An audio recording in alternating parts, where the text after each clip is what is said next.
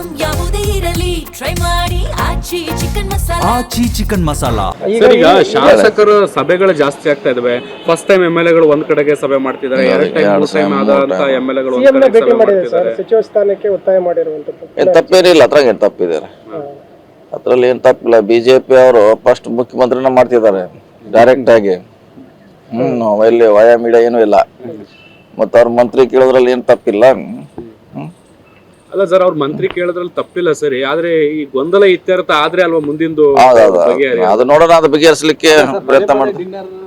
ಈ ಹೆಸರಲ್ಲಿ ಡಿನ್ನರ್ ಸೇರೋದು ಅದು ಒಂದ್ ರೀತಿ ಏನೇನ್ ಸಂದೇಶ ರವಾನೆ ಮಾಡ್ಬೇಕು ಮಾಡ್ತೀವಿ.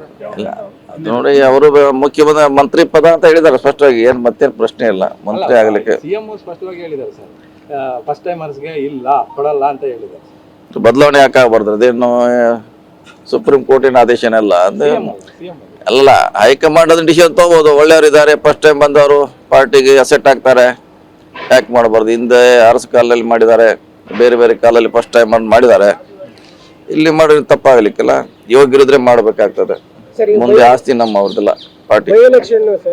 ಬಾಗಲಕೋಟೆ ಮತ್ತೆ ದಾವಣಗೆರೆ ಅಭ್ಯರ್ಥಿಗಳು ಯಾವಾಗ ಘೋಷಣೆ ಆಗ್ಬೋದು ಮಾಡ್ತಾರೆ. ಅದು ಅವರು ಏನಿಲ್ಲ, ಏನೋ ವರಿಷ್ಠರು ಮಾಡಿದ್ರು ಗೊಂದಲ ಇದ್ದೇ ಇರೋದು. ಟಿಕೆಟ್ ಕೇಳೋರು ಎಲ್ಲರೂ ಕೇಳೋರು, ಎಲ್ಲ ಸಮುದಾಯದವರು ಕೇಳ್ತಾರೆ.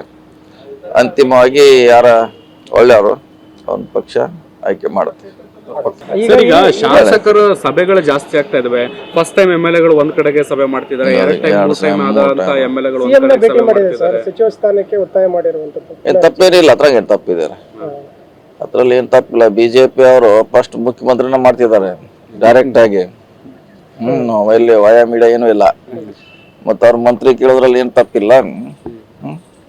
ಅಲ್ಲ ಸರ್, ಅವ್ರ ಮಂತ್ರಿ ಕೇಳೋದ್ರಲ್ಲಿ ತಪ್ಪಿಲ್ಲ ಸರಿ, ಆದ್ರೆ ಈ ಗೊಂದಲ ಇತ್ಯರ್ಥ ಆದ್ರೆ ಅಲ್ವಾ ಮುಂದಿಂದು ಅದು ನೋಡೋಣ, ಅದು ಬಗೆಹರಿಸಲಿಕ್ಕೆ ಪ್ರಯತ್ನ ಮಾಡ್ತೀವಿ. ಡಿನ್ನರ್ ಈ ಹೆಸರಲ್ಲಿ ಡಿನ್ನರ್ ಸೇರೋದು ಅದು ಒಂದ್ ರೀತಿ ಏನೇನ್ ಸಂದೇಶ ರವಾನೆ ಮಾಡ್ಬೇಕು ಮಾಡ್ತೀವಿ.